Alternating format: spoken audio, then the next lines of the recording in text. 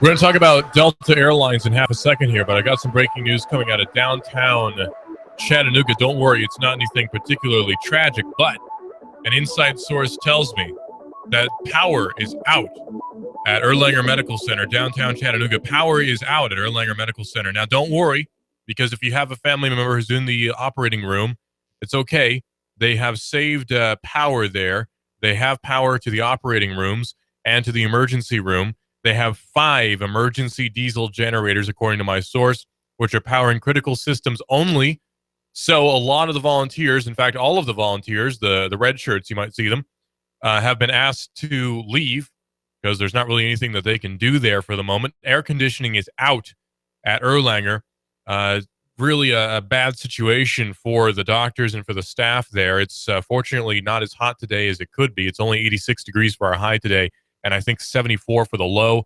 The rain and the clouds are really keeping the temperature down, so that's definitely a good thing. But again, Erlanger Medical Center downtown is on backup power right now. Now, Erlanger is a very well-designed, very well-oiled machine, if you want to put it in those terms. So I'm not really worried about Erlanger having any sort of issue there, anything drastic or tragic or anything like that. I'm not really expecting that out of Erlanger, but it's still something that you should be aware of. Obviously, EPB serves power to Erlanger Medical Center, and they are on scene doing a great job trying to get power back up. Apparently, according to my source, a transformer, in the words he put it, was blew up. So a transformer blew up at Erlanger Medical Center, or perhaps somewhere near there. Whatever transformer serves power to Erlanger is now out of commission. And so Erlanger Medical Center is now on backup power. They're using emergency lighting, which is apparently much, much darker than what you would normally see at Erlanger. I've been there multiple times, countless times I've been to Erlanger for various reasons, visiting friends, visiting people I know who work there, all that sort of thing. And it's always very well lit. There's always the standard office lighting there, but apparently they're on emergency lighting, which is lower power and thus not as bright. Obviously, switching over to LED lighting for the whole building will be hugely expensive, so they haven't done that yet, if they are planning to at all. So that's the news about Erlanger right now. Downtown, breaking news, Erlanger is without power as of about 30 minutes ago, according to my source. They're without power. They do not have AC, no air conditioning whatsoever. They're on emergency lighting. The ORs do have power. They're using 5 emergency diesel generators, which are powering critical systems only. Volunteer staff is leaving. A lot of the non-critical staff is leaving. Doctors and surgeons and nurses are all going to be there, of course. And if you have a medical emergency, you can still go to Erlanger, no problem. But just be aware that if it seems darker in there, it's because power is technically out. They have 5 emergency diesel generators there. So even if we have catastrophic floods, even if we have some sort of major incident here, like a hurricane or a tornado, Erlanger would still have power. And that's just a system they have set up there. Well-oiled machine, like I say, very well-oiled machine there at Erlanger Medical Center. So let's talk about Delta Airlines real quick here, because, you know, this is binary here on Hot News Talk Radio, AM 1240, hotnewstalkradio.com. I wanted to get that emergency breaking news out of the way because it seemed pretty important, and I didn't want to talk about Delta Airlines, which is not even close to local. Well, I mean, it is, because we have Delta Airlines here. But I didn't want to talk about Delta before talking about Erlanger, because it seems like Erlanger is a tad bit more important than Delta Airlines. You know, it's a local story, and local stories always take precedence here at Hot News Talk Radio, AM 1240, and hotnewstalkradio.com. Number to call in is 423-800-8949. That's 423-800-8949 is the number to call in here at Hot News Talk Radio, AM 1240, and hotnewstalkradio.com if you want to talk to me about really just about anything here on the air. So something kind of weird's going on with Delta Airlines, where they too are without power, or were for a while, and a bunch of different flights had to be canceled or delayed because of that. Delta probably losing millions of dollars because of it. The BBC says that a company statement says the outage caused its computer systems to crash. Delta now says the grounding of its flights has been lifted, and planes will resume flights on a limited basis, but it's warning passengers that who are due to fly still to expect delays and cancellations because of the knock-on effect of the earlier disruption. Think of it like, and I saw this a long, long time ago on TV news, when I was a young kid, and it had a effect on me. And it's one of the weirdest things to have an effect on anybody. But it was a loop. It was a traffic loop. So imagine a circle where cars are all traveling around in a circle. Okay. Now there's a traffic jam, but it gets cleared up pretty quickly. But that, because they're in a loop, is going to keep traveling back along that loop. And the cars are going to constantly be in a state of jam at one point or another because you've had a backup. That's sort of what Delta has to deal with now. Because there's been this slowdown, it's sort of going to act like a wave and continue back along the rest of the Delta Airlines traffic. So, yeah, Delta Airlines is having some pretty major problems right now. And they definitely don't need that, because this is, of course, travel season. It's summer, right? It's still summer. College students are heading to their families. In fact, it's getting close to school season again. So maybe people are heading back to where they were going to school. I never went to school, so I don't know about how that works. But, say that you go to school in say MIT, right? You go to school at MIT and you're visiting family here and you need to fly back. Well, this is prime season for people to be flying back to school. Lots of people going back to school. And this could hamper that pretty significantly if they're flying Delta, which I don't know if they would be. Delta in the U.S. ranks third in the world, actually, in terms of most passengers carried, according to an industry body, the IATA. The airline has advised customers to check the status of their flight before heading to the airport while the issue is being addressed, and inbound flights have not been affected. London's Heathrow Airport says that Delta flights from Heathrow are expecting delays and experiencing delays due to the worldwide technical issue with their computer systems. And this just goes to show you that even if you have the best security and the best infrastructure, bad things can still happen. And Erlanger actually providentially sort of plays into that analogy too, that illustration, I guess, where Erlanger and Delta both have immense infrastructure in place that makes it so that it's very difficult for things to go catastrophically bad. There are a bunch of different fail-safes in place so that things should not go catastrophically bad. For instance, there could be, let's imagine an alternate reality at Erlanger as an example, where Erlanger right now, by the way, the power is out. They're on emergency generators. They have 5 of them, 5 diesel generators, and they're powering critical systems only, so the ORs are online, but that's about it. Critical systems are not. Office computers are apparently down, according to my sources. Emergency lighting is on, much lower power, much darker lighting. So lots of turmoil. Not really turmoil. They're under control, but lots of unfortunate events happening at Erlanger right now. But again, they're keeping things under control. The main concern right now, as far as I heard, was the pharmacy needing refrigeration for some of the drugs they carry there, and they're working on that to try to figure that out. They can probably set up a generator in there anyway in the medical mall area, so that'll probably get figured out. Just as time goes by, that'll get figured out. But imagine if there was a fail-safe that was fail-unsafe. And by the way, the definition of fail-safe is if a mechanism fails, it's still safe, right? If a mechanism fails, it's not dangerous. That's how fail-safes work. And I think a lot of the times people kind of forget that. Like people forget definitions where they say, oh, well, we have this fail-safe. Well, it's not really a fail-safe. That's more of like a ballast, right? Like think about the Titanic. The Titanic was not fail-safe. It had some fail-safes where if one of the air pockets in the Titanic fails, the ship is still safe. But if enough of them fail, it's not safe. So you have a fail-safe and you've got another fail-safe, but then it becomes fail-unsafe. And that actually seriously is the definition of it. That really is how it works. It's fail-unsafe. So people oftentimes misuse language like that. And, that's okay. I'm just being nitpicky about it. I'm sharing trivia because I made the same mistake ages ago too. It's just, people misuse phrases all the time. That's how it is. And it's okay. Like I'm not talking down to anybody for misusing a phrase like that because that's just silly. Like, it's not a big deal. But I always like little trivia things like that. I always think that's really, really kind of cool. I like stuff like that. I don't know. I'm big into that. I'm big into trivia, and I'm big into like historical stuff where like a historical incident affects how we use language. I always think stuff like that's just really, really interesting. Like there's a lot of terminology relating to private detectives that's permeated into culture. There's a lot of terminology relating to medieval lords and ladies that permeates into our language. As an example, and I'll give you a quick one because this is totally deviating from everything, but this is radio and we can do that.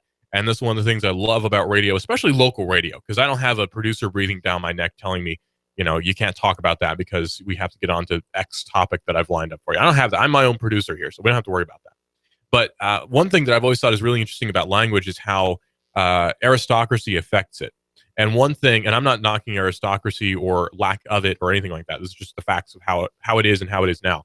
The reason the English language uses words for food the way it does is because during the Norman invasion, after the Norman invasion, I should say, the lords and ladies and the higher ups in English culture were all French speaking, and then the lower classmen spoke what would become English, right? They spoke sort of an Anglo-Saxon language. It was a lot more Germanic than French is. And that's why there's different words for things. Like, say, mouton, is a French word, okay? But sheep, the word for the actual animal, is an Anglo-Saxon word. And that's why, because the farmers spoke an Anglo-Saxon language, and the upperclassmen who actually ate the produce of those animals spoke a much more modern French language. It was a lot more Gaulish than than it was Anglo-Saxon. So that actually seriously is why that is the way it is. That's why beef and cow, right, are two different words. Like, we refer to multiple cows sometimes as beeves, but that's the French terminology. Cow is the Germanic terminology, like pig, cow, short, juddering words, guttural words, good, strong, manly words like Anglo-Saxon words. And then you have more elegant, I don't want to say dainty because they did kind of conquer a country, but more elegant words are the more French ones that were used back then. And that has nothing at all to do with technology or really any subject of what we normally cover on Binary. But I thought that was interesting, so I figured I'd share it with you. And I just like learning stuff like that. I'm big into learning. And the internet really facilitates that. I'm so thankful that we have the internet that facilitates this kind of completely trivial learning that lets you know things about why the world is the way that it is. So we talk about fail safes, we talk about fail unsafe, we talk about why cattle and food are named different things because of because of Norman invasion, which my ancestor took part in, by the way. 1066, Warrenus de Lestrade, my way back ancestor, took part in the invasion of Normandy. He was a crossbowman, and then he was given land in England, and I think that's really cool stuff. De Lestrade, by the way, means from the marshes of the marsh. Then it evolved into Stroud, which is now my last name. So go figure. Kind of cool stuff. I like genealogy stuff like that. I don't take much stock in it because the Bible says not to, but I always think it's kind of interesting to find out, who your ancestors are. I think that's really cool to learn. So Delta Airlines is down right now. Well, not down. You can fly on Delta Airlines. But Delta Airlines has had a pretty major problem, a pretty major shakeup, and I hope that they can recover from it. But London's Heathrow Airport says that Delta flights from Heathrow are experiencing delays because of the worldwide technical issue with the computer systems. And this just goes to show that computer systems are vulnerable, very, very vulnerable. A power outage, a simple power outage, it happens to every business probably. A simple power outage can cause major, massive problems for any given business.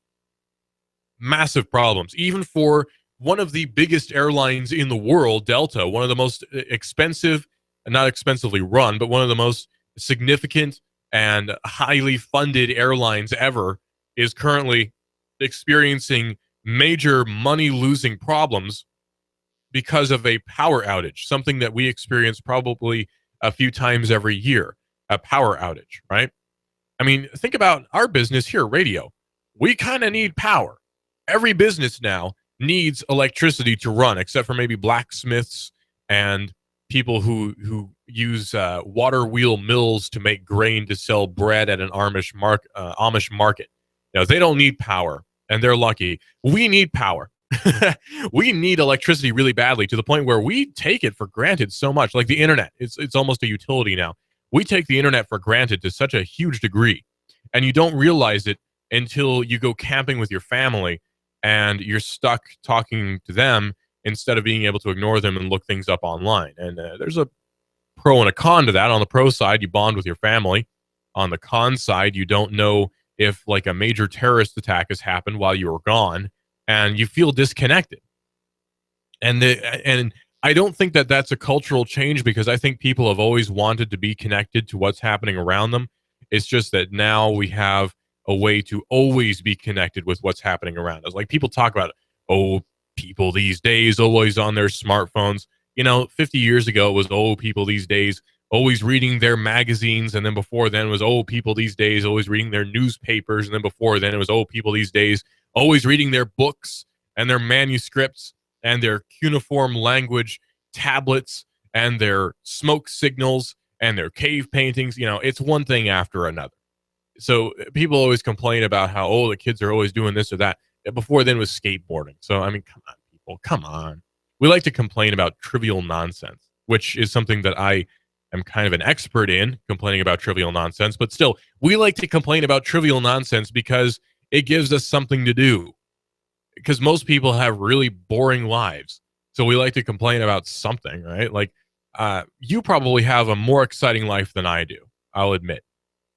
Because while I love my job so much, it's not like I'm James Bond or anything. I think what I do is pretty dang exciting. But when it comes right down to it, like most of it, a majority of it is just me sitting in front of a computer, dragging around files, editing files, and then I talk into a microphone sometimes. And that takes talent, and I'm very proud of it. And maybe I shouldn't be, but I'm very proud of it. And but when you think about it, like in the grand scheme of things, I'm not invading a country or anything. It's not like exciting. Most of us don't lead exciting lives. So we like to find something that we find at least somewhat interesting that we can all sort of talk about. And complaining is an art form. I really believe complaining is an art form because complaining and comedy go hand in hand. And I am a very big fan of comedy. And complaining and comedy go hand in hand. And comedy is an art form, thus complaining must also then be an art form. So I'm a very big fan of complaining because it's both funny most of the time and also it has to be clever. Edward Snowden is not dead, says Glenn Greenwald. And I don't know if I believe him. Edward Snowden, in case you didn't follow him on Twitter or didn't see his tweet posted on Facebook or on some other news outlet that you might read, Edward Snowden posted a sort of an odd string of text and numbers just a few days ago, I believe, on his Twitter account, and it's rather mysterious, and people are wondering if it's a dead hand sort of thing, which is to say Edward Snowden was assassinated, and he set up something so that if he doesn't check a box every day, this thing gets posted to his Twitter account. And whatever this thing is might be the key to unlock a bunch of files he's got. And that's apparently something that Julian Assange also has, which is to say if he ever disappears, he's got something in place so that if he ever is to disappear, this chunk of information will get released that could potentially ruin the lives of hundreds of politicians. At least that's what we're led to believe. So Slashdot has the news here saying that some mysterious goings-on the web is causing some people to ask if everything is all right with Edward Snowden. His last two tweets, which have since been deleted, were a cryptic message, followed a few days later by a 64-character hex string. This, combined with a recent move against torrent sites, has the more conspiratorially oriented people among us, like myself, speculating that maybe he's dead and various agencies are slamming torrent sites to slow the spread of more Snowden leaks. Well, of course, Snowden could leak stuff on any given medium, right? Snowden could leak something on mega.co.nz. It could be leaked on Dropbox. It could be leaked on, is MediaFire still a thing? It could be leaked on MediaFire. It could be linked over IRC, so it would spread like wildfire there. So torrent sites are a small but mainstream aspect of file share that it is significant, but shutting down torrenting, it's not the end of the world for file share as a movement. It's really not. So I think it's more of a just DOJ wanting to implement and enforce DMCA rules finally. DMCA being the Digital Millennium Copyright Act. I think that's mostly what it is, but, whatever.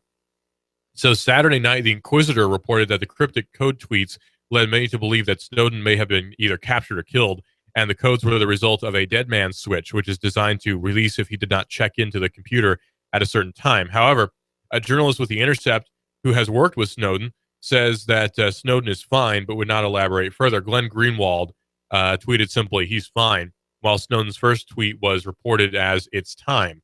Its complete text seems to suggest Snowden was gathering information for a book. So I would read a Snowden book. That would be interesting. But if that's it, that's kind of disappointing. It's like how Julian Assange said that he had information that would ensure Hillary Clinton gets put in jail, and we haven't really gotten anything like that. And I wonder if he's either sitting on it and waiting, or if he just was bluffing. I'm not sure. And I really hope that he's not bluffing, because I think it'd be interesting. Not just because I don't like Democrats and I don't like Hillary Clinton.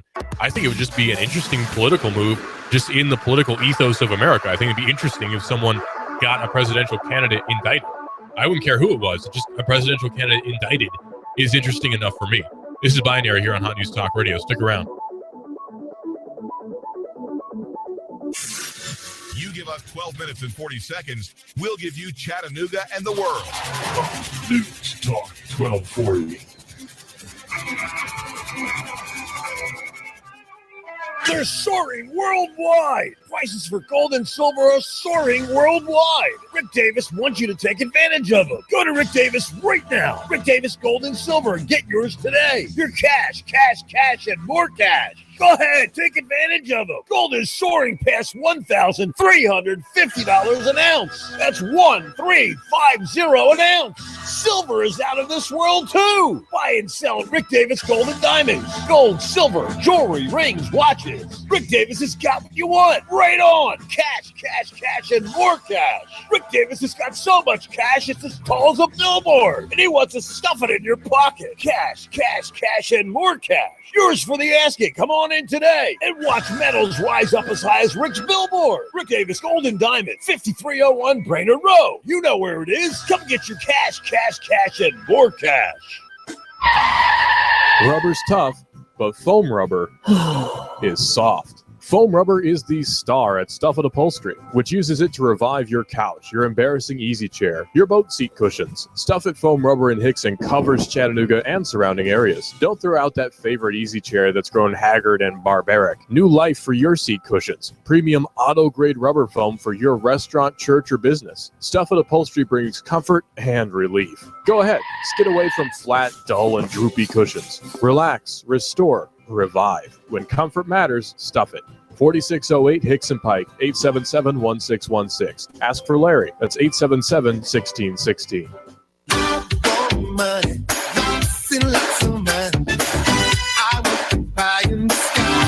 On your signature, you can get $150,000. Can you believe that? $150,000 on your signature. Hi, I'm Bruce Krebs with the Entrepreneur Source. There's a program right now that you can get $150,000 on your signature with no pledge of collateral or personal guarantee. Call me at 423-875-5621 to learn more. 423-875-5621. You've been thinking about starting a business? Don't do it on your own. I have a proven track record for the last 13 years, a 96% success rate. I can guide you into a franchise where you will pay yourself through the startup phase with very low or little risk. Call me now. I'm Bruce Krebs at 423-875-5621. And make sure to listen to the Entrepreneur Hour every other Wednesday from 11 to 12 o'clock. Call me now, 875-5621.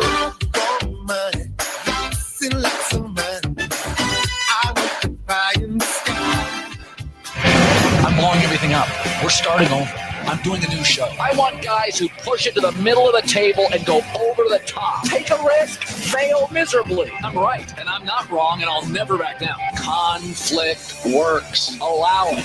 It's The Herd with Colin Cowherd. Right here and everywhere.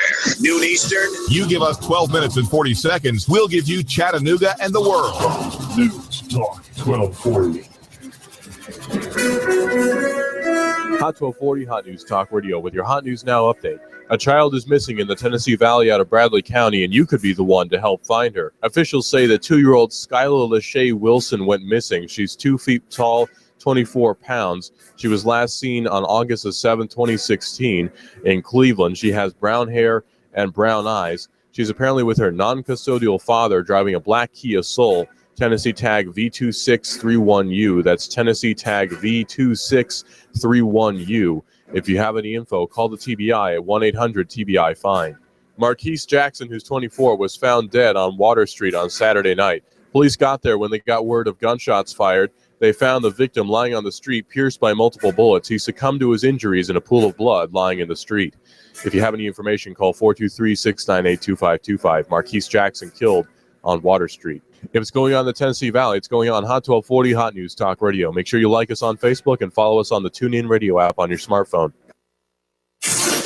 You give us 12 minutes and 40 seconds, we'll give you Chattanooga and the world.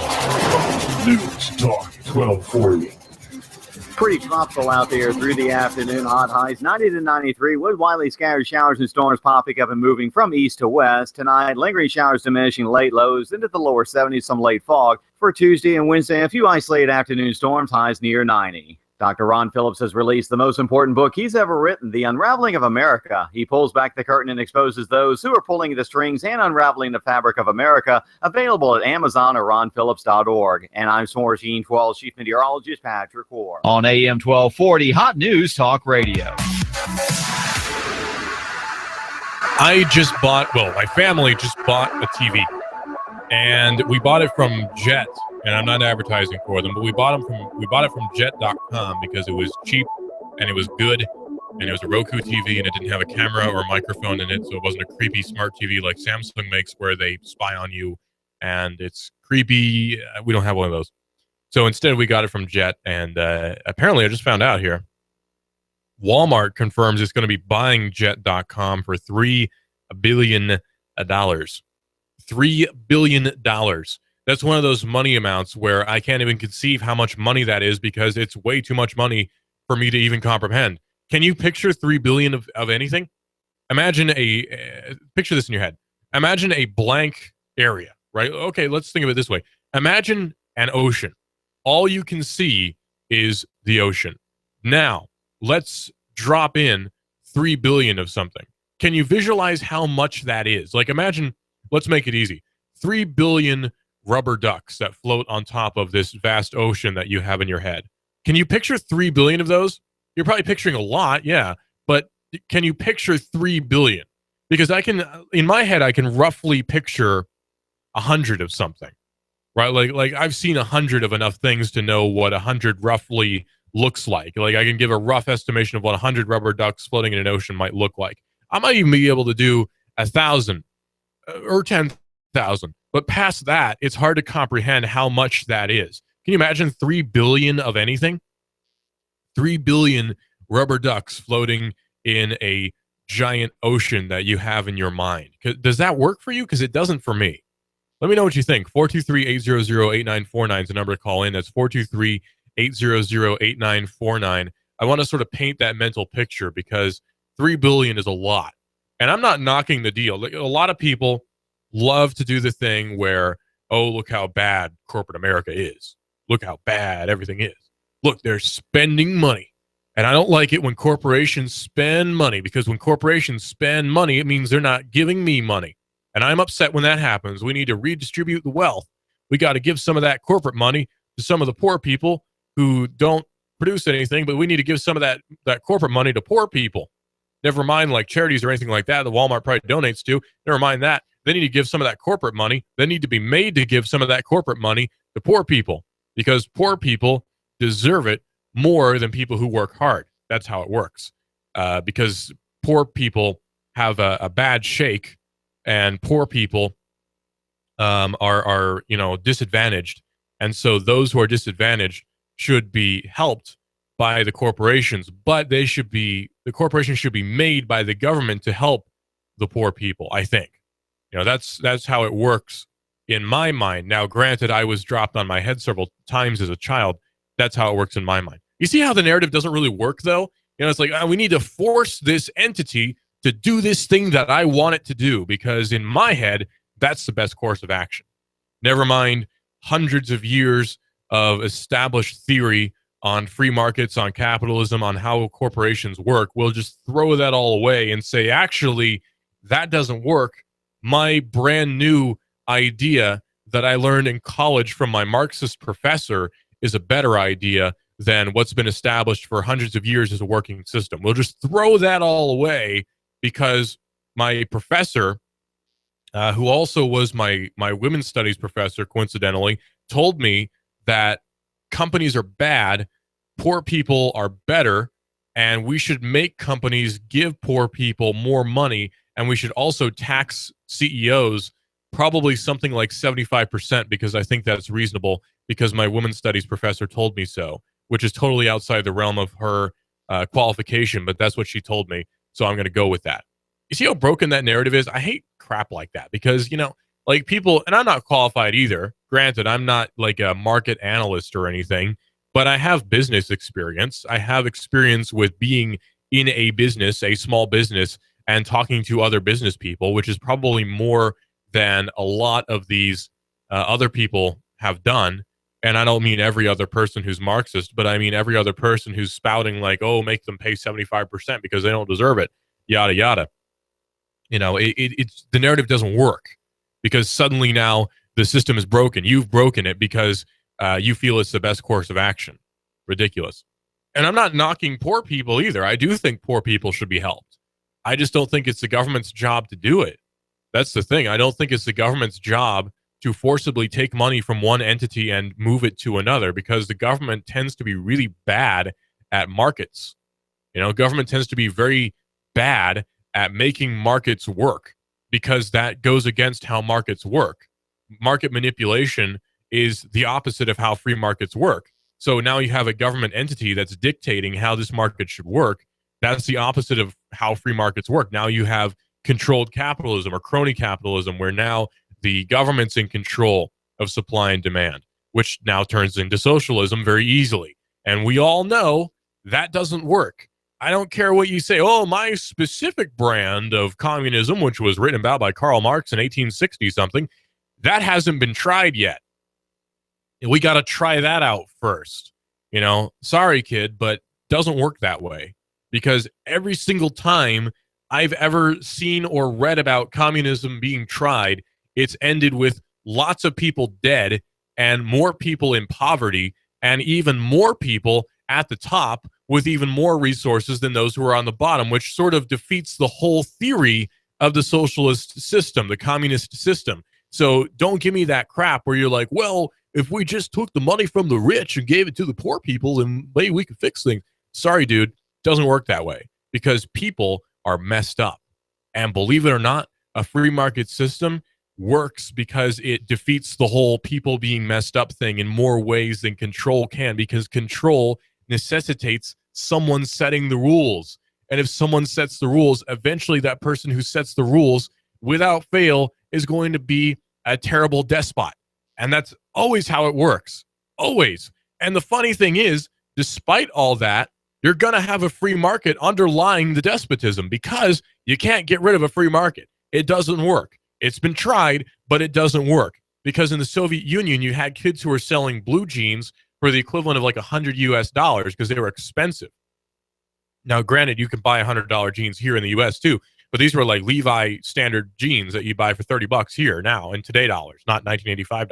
So you had a free market that's underlying the system regardless. Supply, demand, price based on that, it still works no matter what government system you're under. There's still going to be that either legal or black market that's going to be free no matter what. You can't stop it because that's how the free market operates. You can't stop the free market.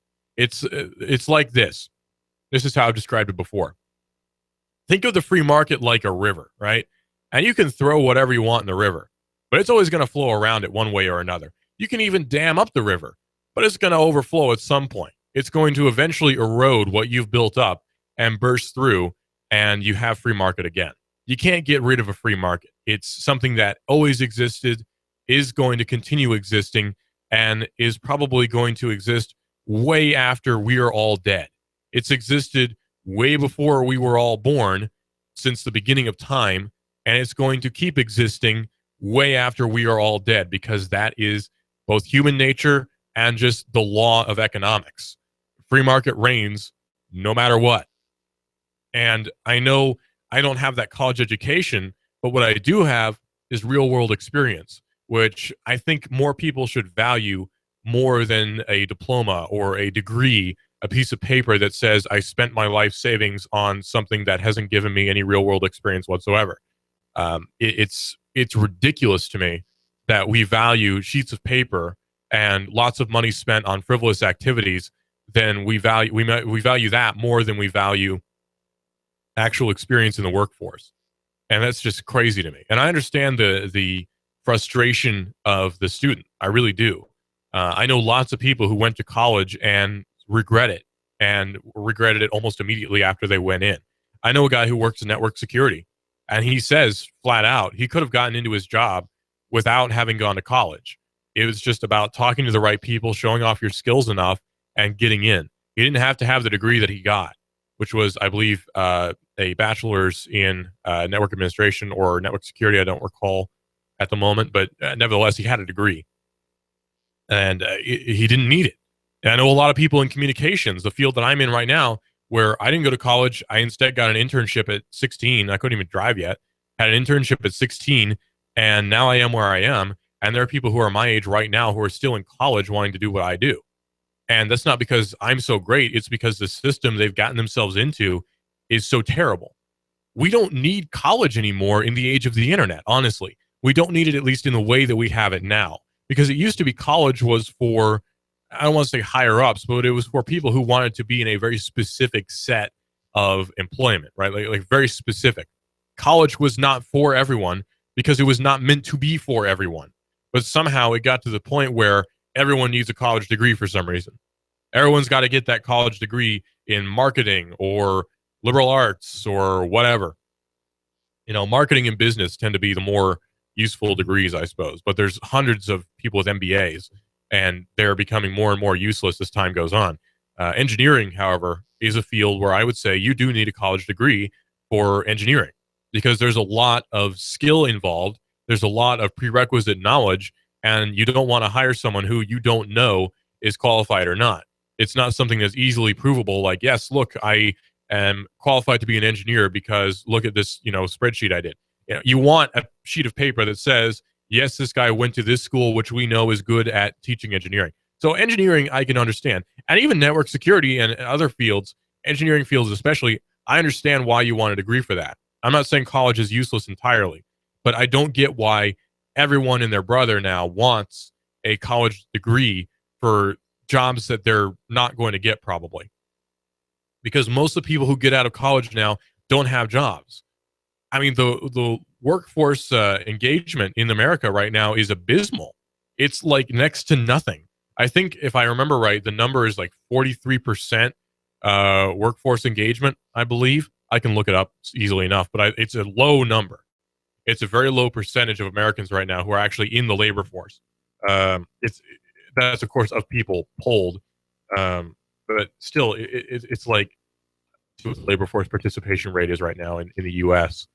I know it's a very low number, 62.8%. Okay, pardon me, 62.8% of people are apparently in the labor force, which is 562,000 more than in March.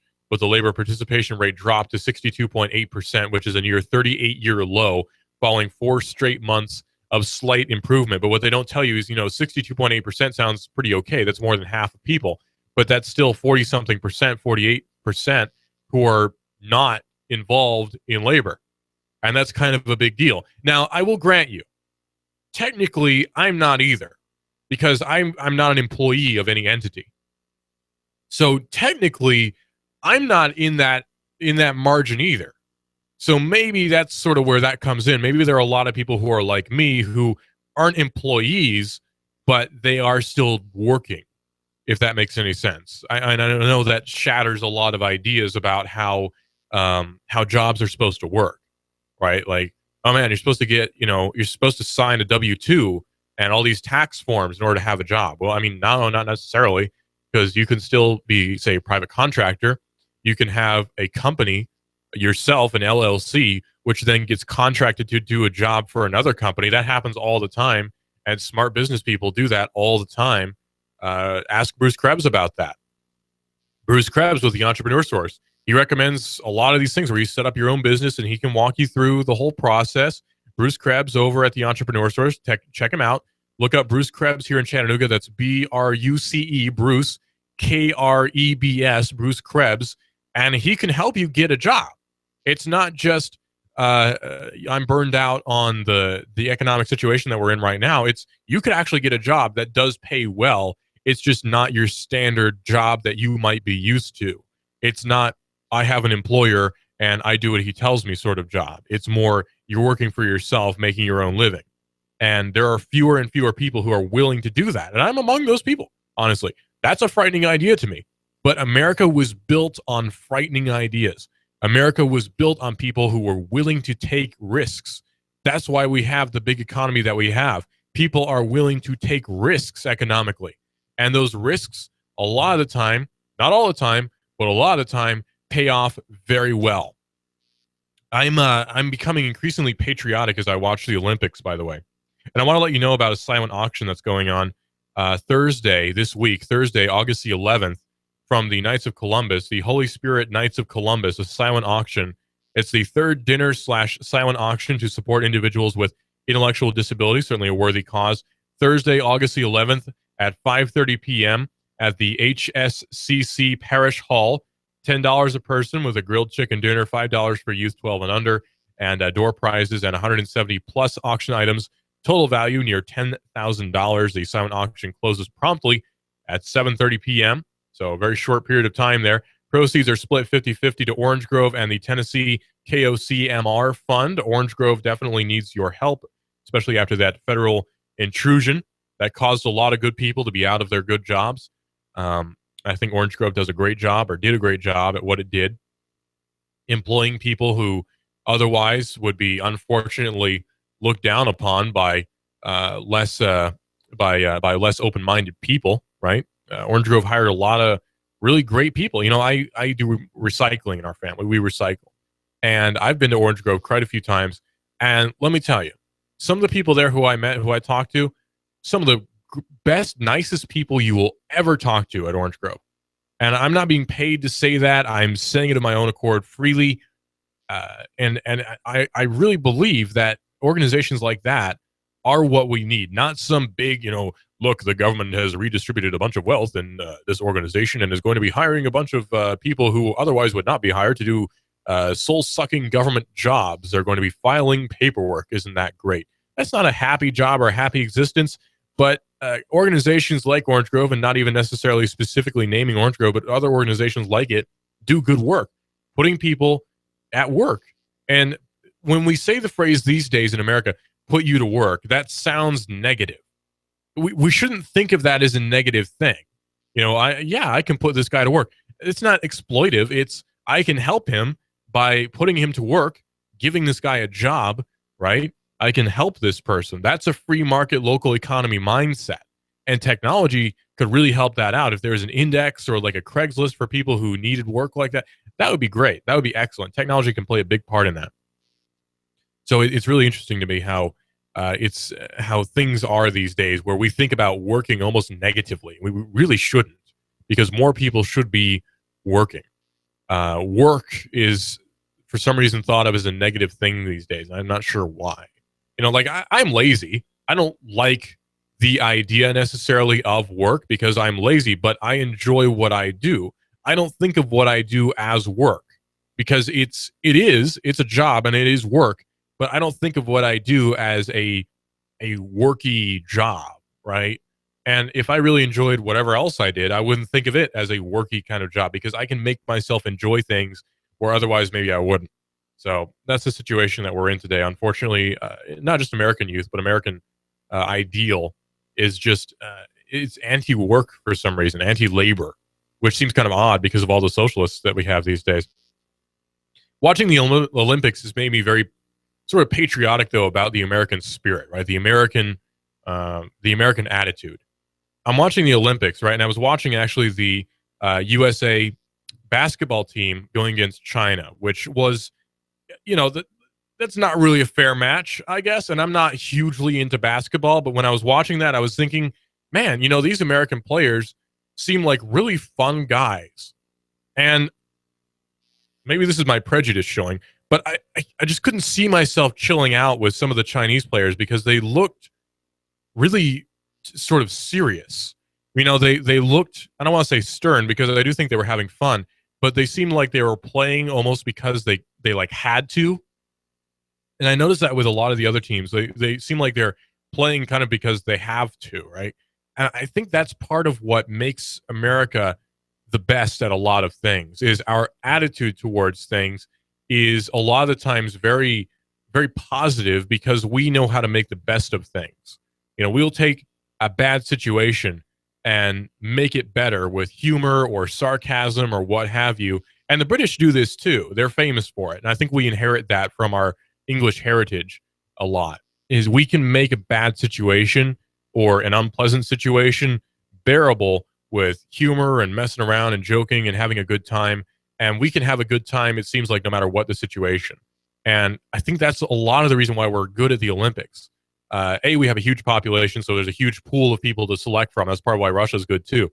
But I think we beat out Russia in the attitude department by a huge margin, because we're not cool with losing, but we're not like, oh man, I lost and it's the end of my life. It's, oh man, I lost, I'm going to get better next time, and that's how it is. Or I won, I'm going to be a good sport, I'm going to celebrate, but I'm going to congratulate the other teams. They did a great job too. I love that American spirit.